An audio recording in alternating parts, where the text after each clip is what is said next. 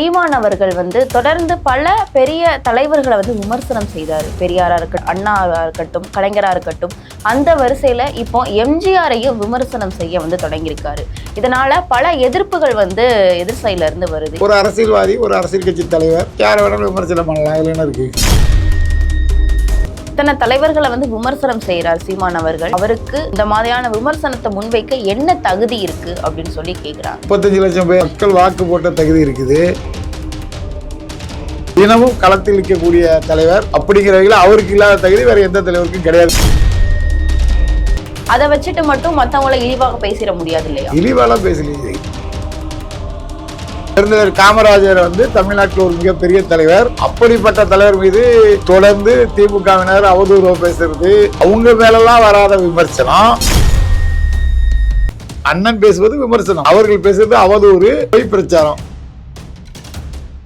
பேசுங்கிறதுக்காக எந்த நல்லதை சொன்னாலும் அவனுக்கு ஏத்துக்காம எதிர்த்து பேசுறதே வழக்கமா வச்சிருக்காங்க. இப்ப மீண்டும் சீமான் அவர்கள் விஜய் அவர்களை தாக்குறாரு. என்ன காரணம்? எதனால தொடர்ந்து இல்ல அரசியல் அப்படிங்கும் போது இவங்க விஜய் சும்மா சிங்கம் கதை, புலி கதையெல்லாம் வேற ஒரு டைரக்டர், அசிஸ்டன்ட் டைரக்டர் எழுதி கொடுத்ததெல்லாம் கதை பேசிதான் இருந்தது. அவர் பேசுறதுல என்ன அர்த்தம் இருக்கு, என்ன அரசியல் இருக்கு? மற்றபடிக்கு விஜய் பார்த்து அவங்க பயப்படணும். விஜய்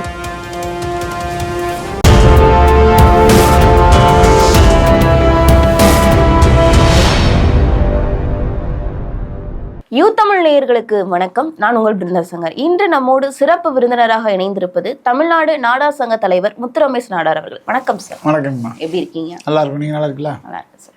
இப்போ சீமான் அவர்கள் தொடர்ந்து பல பெரிய தலைவர்களை விமர்சனம் செய்தார். பெரியாரா இருக்கட்டும், அண்ணாவா இருக்கட்டும், கலைஞரா இருக்கட்டும். அந்த வரிசையில இப்போ எம்ஜிஆரையும் விமர்சனம் செய்ய தொடங்கியிருக்காரு. இதனால பல எதிர்ப்புகள் எதிர் சைட்ல இருந்து வருது. இது எப்படி எதிர்கொள்ள போறார் சீமான் அவர்கள்? ஒரு தலைவர் அப்படின்னா அவருக்கு 2 பக்கம் இருக்கும், பாசிட்டிவ் நெகட்டிவ்னு. அப்போ எம்ஜிஆர் அவர்களுடைய பாசிட்டிவ் பக்கம்லாம் அண்ணன் நிறைய பேசியிருக்காரு. விடுதலை புலிக்கு ஆதரவாக இருந்தார், நிறைய பேசியிருக்காங்க. இப்போ எதிர்மறையான கருத்தை சொல்கிறாங்க. ஒரு அரசியல்வாதி, ஒரு அரசியல் கட்சி தலைவர் யாரை வேணாலும் விமர்சனம் பண்ணலாம். இதில் என்ன இருக்குது? கண்டிப்பா. ஏன்னா இப்போ இந்த கேள்வி எதனால கேட்குறாங்கன்னா, இப்போ இத்தனை தலைவர்களை விமர்சனம் செய்கிறார் சீமான் அவர்கள். அவருக்கு இந்த மாதிரியான விமர்சனத்தை முன்வைக்க என்ன தகுதி இருக்கு அப்படின்னு சொல்லி கேட்குறாங்க. 35 லட்சம் பேர் மக்கள் வாக்கு போட்ட தகுதி இருக்குது. ஒரு நடிகருங்கிறதுக்காக மீடியாக்கள் வெளிச்சத்தில் ஏதோ ஒன்று பேசிகிட்டு இருக்கிற நபர்களுக்கு மத்தியில் கொள்கைக்காக நின்று அந்த கொள்கையின் மூலம் 35 தனிச்சு போட்டியிட்டு மிகப்பெரிய அளவில் மக்கள் செல்வாக்கை 8% மேலே நிரூபித்து தனது கட்சியை அங்கீகாரம் வாங்குகிற அளவுக்கு, அரசியல் அங்கீகார அளவுக்கு உழைத்திருக்கக்கூடிய ஒரு தலைவர். இன்றைய தினமும் மக்களை மக்களுக்காக, மக்கள் பிரச்சனைக்காக தினமும் களத்தில் நிற்கக்கூடிய தலைவர்.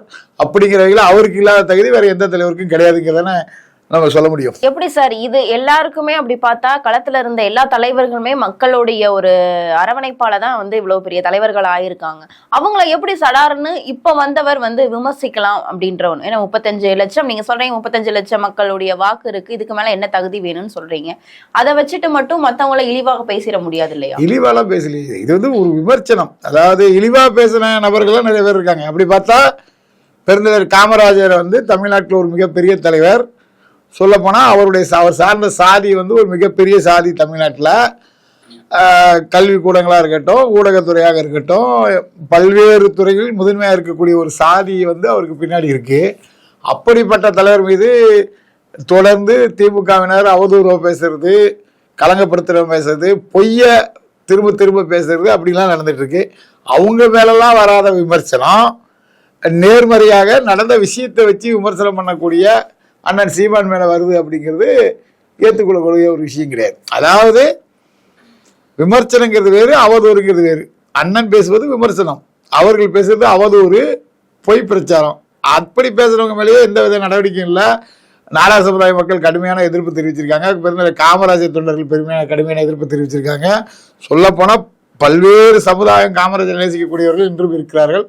அவங்கெல்லாம் எதிர்ப்பு தெரிவிக்காங்க. அதுக்கே இந்த அரசு ஒண்ணுமே பண்ணல. இது ஒரு விஷயமா நம்ம எப்படி பேச முடியும்?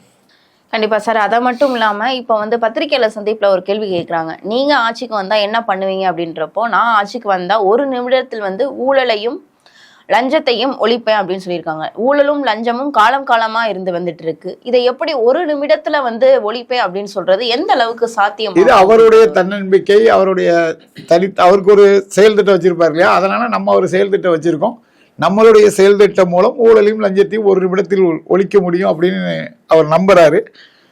அவருக்கு நீங்க ஆட்சி கொடுத்ததுக்கு அப்புறம் தான் அது வந்து அவரை நடைமுறைப்படுத்தினாரா படுத்தலையான்னு தெரியும். நடைமுறைப்படுத்தினார் படுத்தல. இப்போ ஒரு விஷயத்த நாங்க சொல்றோம், அதை நான் செய்யலைங்கிறது நான் ஆட்சிக்கு வந்ததுக்கு அப்புறம் தான் தெரியும். அவருடைய கருத்து, அவர் தன்னம்பிக்கையுடன் அந்த கருத்தை சொல்ல எல்லா மக்களும் வரவேற்கக்கூடிய கருத்து தானே. லஞ்சத்தையும் ஊழலையும் ஒழிக்க வேண்டும் என்பது ஒட்டுமொத்த மக்களுடைய குரல் தானே, மக்களுடைய எதிர்பார்ப்பு தானே. அதை நிறைவு செய்வதற்கு நான் தயார், என்னால் முடியும்னு சொல்றாரு. அப்படி முடியும்னு சொல்றவர்கிட்ட அவர் தான் ஆட்சி கொடுத்து பார்த்தா தானே தெரியும் முடியுமா முடியாதா அப்படின்ட்டு. ஏன்னா காலம் காலமாக திமுகவும் அதிமுகவும் ஆண்ட இந்த இத்தனை ஆண்டுகள்ல ஆட்சி நடந்திருக்குது. அவங்களாலேயே எதுவும் பண்ண முடியல, ஊழலையும் லஞ்சத்தையும் அவங்களால எதுவும் பண்ண முடியல அப்படின்றப்போ இவர் வந்து எப்படி பண்ணுவாரு அப்படின்ற கேள்வி வந்து மக்கள் மட்டும். அவங்களையும் இவங்களையும் கம்பேர் பண்றதே தப்பு. இவர் வந்து மக்களுக்காக கொள்கைக்காக களத்தில் இருக்கக்கூடிய ஒரு தலைவர், கூட்டணியே இல்லாமல் தனித்து போட்டியிடக்கூடிய ஒரு தலைவர், சமரசமின்றி மக்கள் போராட்டத்தில் தொடர்ந்து பாத்தீங்க. இப்போ நீங்க பாருங்க, எந்த போராட்டம் பார்த்தாலும் அதில் யார் இருக்கா? மக்களை போய் சந்திச்சு மக்கள் கூட நிற்கிற தலைவர் யாரு? அப்போ அந்த வகையில் சீமான் ஒரு முதன்மையான ஒரு தலைவர். அவருடைய ஆதங்கத்தை சில நேரங்களில் வெளிப்படுத்தும் போது உங்களுக்கு தவறாக தெரியுது. இப்போ மரங்களுக்கான ஒரு மாநாடு நடத்துறாரு. மரங்களுக்கு உயிர் இருக்குதுன்னு முத சொன்னது யாரு? வள்ளலார் அவர்கள் சொல்லியிருக்காங்க. பசி திரு, விழித்திரு, தனித்திருன்னு சொல்லி மரங்கள் செடி கொடிகளுக்கெல்லாம் உயிர் இருக்கிறது அப்படின்னு சொல்லி முதல்ல சொன்னது வள்ளலார். சீமான்னு அதை நடைமுறைப்படுத்தி இன்னைக்கு வந்து மரங்களுடன் பேசுவோம் அப்படின்னு சொல்லி மரங்கள் கூட அவர் ஒரு கட்டி பிடிக்கிற மாதிரியோ முத்த பிடிக்கிற மாதிரியோ போட்டோ எடுக்காம மரத்தை ஒரு உயிராக நினைக்கிறார். அதாவது வள்ளலார் வழியில். அதற்கே இப்போ கடுமையாக விமர்சனம் பண்ணுறாங்க. அப்போ வள்ளலார் சொன்னதை தானே இவர் சொல்றாரு. வள்ளலார் சொன்னதை தான் இவர் செய்கிறாரு. அப்போ இவருங்க வந்து வள்ளலார் வந்து இப்போ எதிர்த்து எதுவும் பேசுன மாதிரி தெரியல. ஆனால் இவர்கள் பேசக்கூடிய நபர்கள், அவர் ஒரு அரசியல்வாதி, ஒரு வளர்ந்து வரும் தலைவர், தமிழகத்தில் 3வது ஒரு பெரிய தலைவர் அப்படிங்கிற வகையில் அவர் மேலே ஏதோ ஒரு விமர்சனம் வைக்கணுங்கிறதுக்காக சும்மா பொதுவாக பேசுங்கிறதுக்காக எந்த நல்லதை சொன்னாலும் இவனுக்கு ஏற்றுக்காம எதிர்த்து பேசுறதே வழக்கமாக வச்சிருக்காங்க. அந்த அடிப்படையில் இதுவும் ஒன்று, அவ்வளோ இதுவும் கடந்து போக வேண்டியதான். கண்டிப்பா சார். இன்னொரு விஷயம் என்னன்னா, இப்போ சீமானை விட்டுட்டு சீமான் கூட இருக்கிற 2ஆம் கட்ட தலைவர்களை வந்து குறிவைக்கிறாங்க திமுக அப்படின்னு சொல்றாங்க. 2ஆம் கட்ட தலைவர்கள் மீது கடுமையான விமர்சனங்கள், இந்த அரெஸ்ட் பண்ற நடவடிக்கைகள், இந்த மாதிரி வழக்குகள் போடுறது, இந்த மாதிரி வந்து திமுக பண்றதா வந்து ஒரு குற்றம் சாட்டப்பட்டிருக்குது. இது உண்மைதானா? ஆமா, இது வந்து அரசியல்ல வந்து நேரடியாக ஒரு தலைவர் எதிர்கொள்ள முடியாம இருக்கும்போது அவர் கூட இருக்கக்கூடிய முக்கியமான ஆட்கள் மீது பொய் வழக்குகளை போட்டு அவங்கள அடக்குமுறை பண்ணி, இல்லை இப்போ வேற ஏதாவது கைவிட்டு கொடுத்து அவங்கள கட்சி மாத்துறதுக்கான திட்டங்கள்லாம் இயல்பான அது நடந்துக்கிட்டு தான் இருக்கும் அரசியல்ல. அதெல்லாம் தாண்டி உறுதியாக இருக்கக்கூடிய தம்பிகள் இருக்கக்கூடியவர் தான் அண்ணன் சீமான் அவர்கள். அந்த அடிப்படையில் இவங்க யாரை அரெஸ்ட் பண்ணாலும் சரி, யாரை வந்து விலை கொடுத்து வாங்கினாலும் சரி, அதற்கெல்லாம் அவர் வந்து கவலைப்பட போற நபர் அல்ல. அவர் வந்து நாம் தமிழர் என்பது தமிழ் தேசிய சித்தாந்தம் உள்ள கட்சி. சித்தாந்தம் சீமான் தான் கட்சி தான் சீமான். அப்படிங்கும்போது அவருடைய கொள்கையில உறுதியா இருக்காரு. எந்த சமரசமும் இல்லை. இதுவரைக்கும் யார்ட்டையும் விலை போகாத ஒரு தலைவராக இருக்கிறார். அப்படிங்கும்போது மக்களுடைய ஆதரவு அவருக்கு தொடர்ந்து அதிகரிச்சுட்டு தான் இருக்கு.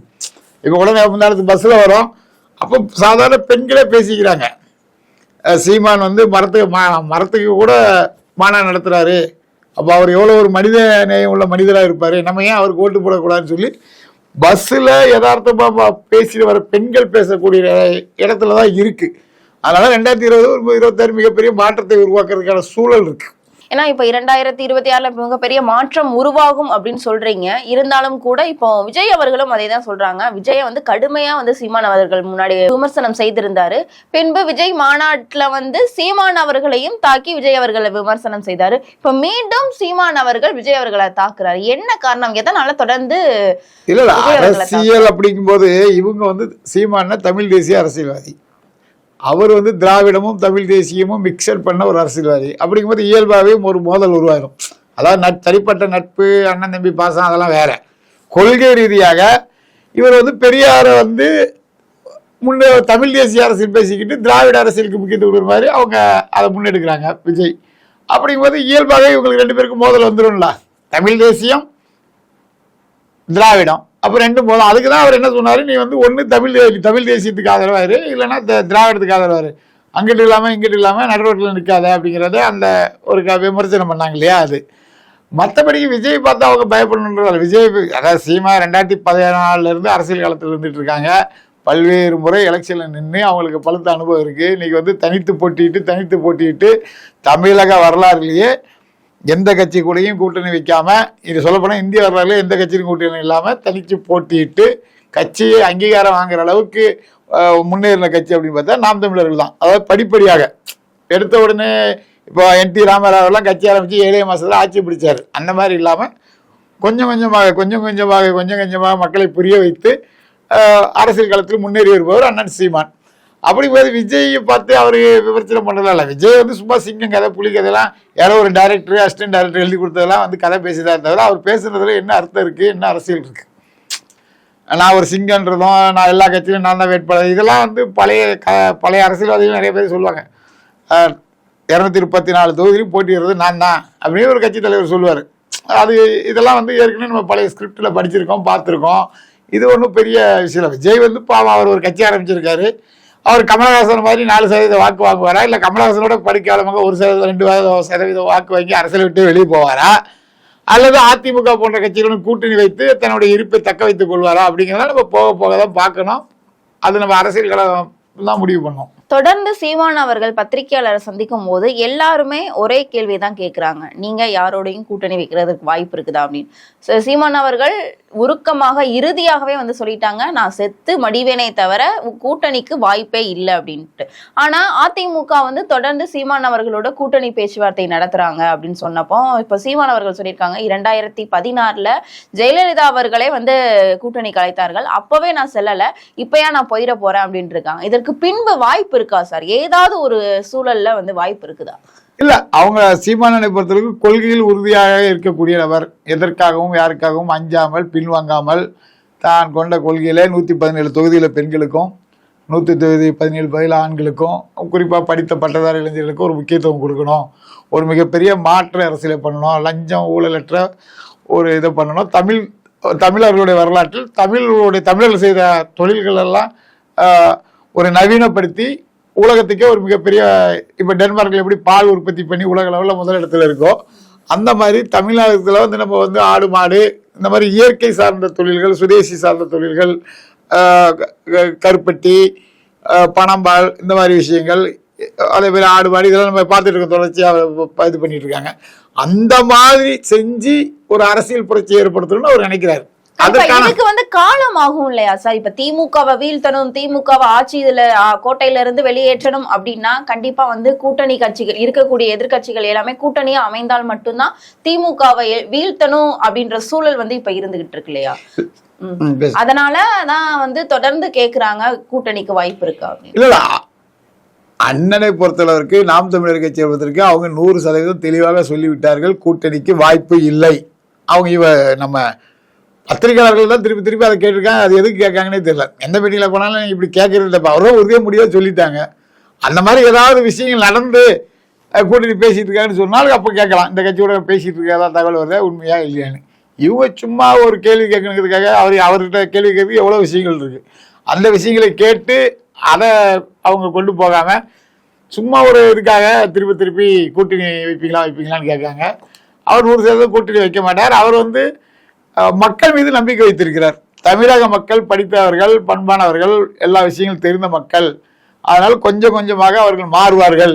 நிச்சயம் தமிழ்நாட்டில் நாம் தமிழர் கட்சி தனித்து ஆட்சி பிடிக்கும் அப்படிங்கிற நம்பிக்கை அவருக்கு வாக்களித்து 35 லட்சம் பேருக்கும் இருக்கு, 100% அண்ணனுக்கும் இருக்கு. அதனால அவர் எந்த காரணத்தை கொண்டும் இந்த அரைகுறை அரசியல் அந்த மாதிரி விலை போக மாட்டார் அப்படிங்கிறது தான் உறுதியான ஒரு தகவலாக இருக்கு, உறுதியான நிலைப்பாடாகவும் இருக்கும்.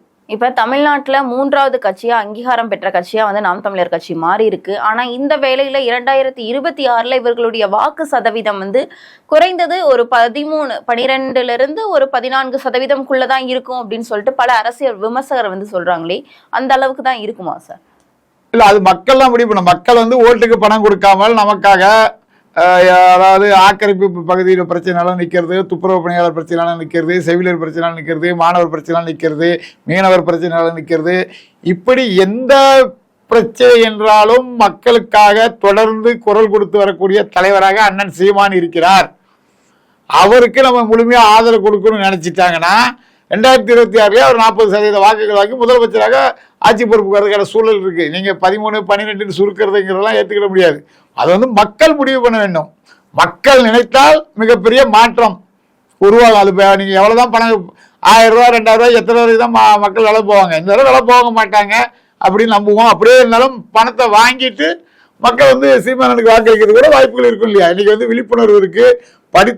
படித்தவர்கள் அதிகம் உள்ள மாநிலம் நம்மளுடைய மாநிலம். அப்படிங்கிற அடிப்படையில் சீமானனுக்கு வாய்ப்புகள் மிக பிரகாசமாக இருக்கிறது. கண்டிப்பா சார். உங்களை போல சமூக தலைவர்கள் வந்து தொடர்ந்து சீமான் அவர்களுடைய மேடையில நம்ம கவனிச்சிருக்கோம். உங்களை போல இருக்கிறவங்க வந்து எந்த அளவுக்கு வெற்றி வாய்ப்பை வந்து 2026 சீமான் அவர்களுக்கு தேடி தருவாங்க நீங்க நினைக்கிறீங்க? இல்ல எங்களை மாதிரி ஆட்கள் வெற்றி தேடி தருவாங்க அப்படின்றலாம் கிடையாது. நாங்க வந்து அவங்களுடைய கொள்கை பிடித்திருக்கனால ஒரு சப்போர்ட்டா, அதாவது அவங்களுக்கு ஆதரவாக இருக்கிற மாதிரி இருக்குது. இந்த மாதிரி என்ன மாதிரி கவுண்டர் சமுதாயத்தில் இருக்காங்க, தேவேந்திர குல சமுதாயத்தில் இருக்காங்க, தேவர் சமுதாயத்தில் அதிக அளவில் இருக்கிறாங்க, இது முதலியார் சமுதாயத்தில் இருக்காங்க, பிள்ளைமார் சமுதாயத்தில் இருக்காங்க. இப்படி பல சாதிகளும் அவருக்கு ஆதரவான நிலைப்பாடில் இருக்காங்க. ஆனால் அதை தாண்டி ஒட்டுமொத்த மக்களும் இப்போ நான் சொன்னாதான் ஓட்டு போடுவாங்கன்றதெல்லாம் கிடையாது. மக்களே சிந்தித்து ஓட்டு போடக்கூடிய ஒரு சூழல் தான் இருக்கு. சும்மா அரசியல்வாதிகள் பேச்சுக்கு எனக்கு பின்னாடி அவ்வளோ பேர் இருக்காங்க, இவ்வளோ பேர் இருக்காங்க, எனக்கு பணத்தை கொடுங்க அதை கொடுங்கன்னு சொல்லி சில அரசியல் கட்சியில விலை போவது உண்டு. அப்படியெல்லாம் சீமானனுடைய இதுல கிடையாது. உண்மையான உணர்வு உள்ள ஆட்கள் இருக்காங்க. மக்களும் அண்ணனை வந்து விரும்புறாங்க, நேசிக்கிறாங்க. அதனால மக்களே இயல்பாகவே அண்ணனுக்கு ஆதரவாக நிற்பார்கள். யார் ஆதரவு கொடுத்தாலும் கொடுக்காட்டாலும் சீமானனுடைய கொள்கைக்காக, அவருடைய தமிழ் தேசிய அரசியலுக்காக, பெண்களுக்கு அவர் கொடுக்கக்கூடிய முக்கியத்துவத்திற்காக, மரம் நம்மளுடைய கால்நடைகளுக்காக அரசியல் செய்யக்கூடிய ஒரு நபர் உலக வரலாற்றில் இருக்கிறன்னா அண்ணன் சீமான் அவர்கள் தான். அப்படிங்கிறத புரிஞ்சுக்கிட்ட மக்கள் அதிக அளவில், அதாவது படிக்காத பாமர மக்களே பஸ்ஸில் பயணம் செய்யும் போது அண்ணனுடைய அந்த நிகழ்வுகளெல்லாம் பேசக்கூடிய ஒரு சூழல் இருக்கும்போது ஒரு மிகப்பெரிய எழுச்சி ஏற்படுங்கிறத நம்ம நம்புவோம். இப்ப நாம் தமிழர் அரசியல் களம் குறித்தும் பல்வேறு அரசியல் தகவல் குறித்தும் பல விவரங்களை எங்களோட பகிர்ந்தமைக்கு நன்றி சார். நன்றி.